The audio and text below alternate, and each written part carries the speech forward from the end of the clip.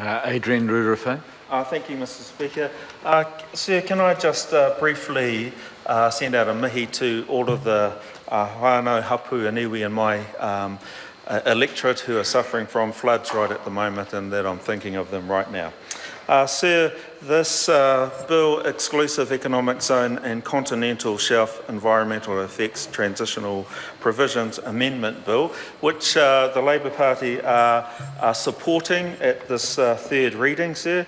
I endorse those comments from members who have stated that the principal bill was rushed through this House, badly drafted, and I'm quite astounded that this issue wasn't picked up at the original passing of the principal legislation, sir.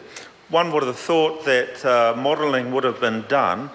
We expect that of many community organisations, that they do their homework when they're doing things like applying for funding, etc. And it wouldn't be too much to ask that that during the drafting of that legislation, that modelling around the application process would have been done, so that everyone would have seen how this process should have worked. Clearly it didn't, and so we find ourselves in the House today passing this legislation to correct that.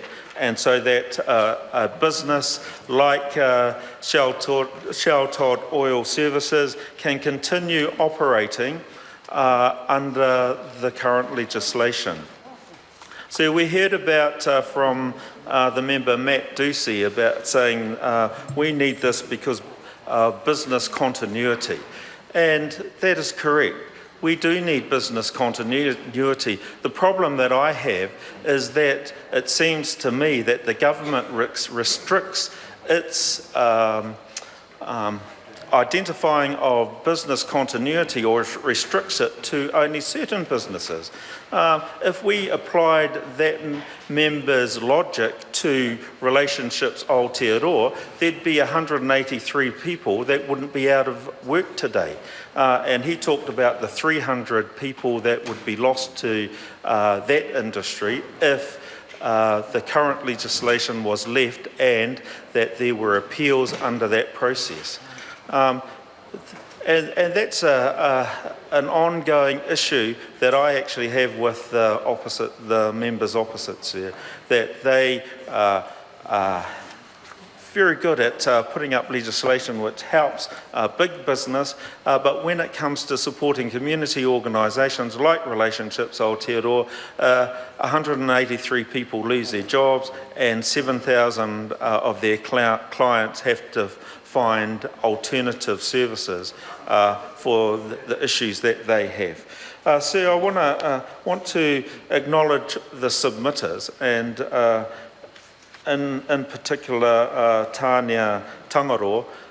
She's put in a submission to the Select Committee, and she talks about a number of issues which I think are relevant and which I think need to be noted in the House with regard to this piece of legislation.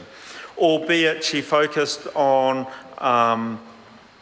the ongoing extraction of oil and gas from Papatūānuku, but I think it's still relevant that someone like her should be able to make a submission to the Select Committee around her concerns about this legislation. And so I mihi to her. It's a very small bill, of course. There are only 4 clauses, and the relevant clause is clause 4, which amends clause 162 of the Principal Act. We wouldn't be in this situation. I'll congratulate the members of the Select Committee because the bill is substantially changed from the first reading, and I think it's obviously due to members of that Select Committee and I congratulate them for coming to a consensus around the time frame that organisations have for the applications. Thank you, sir.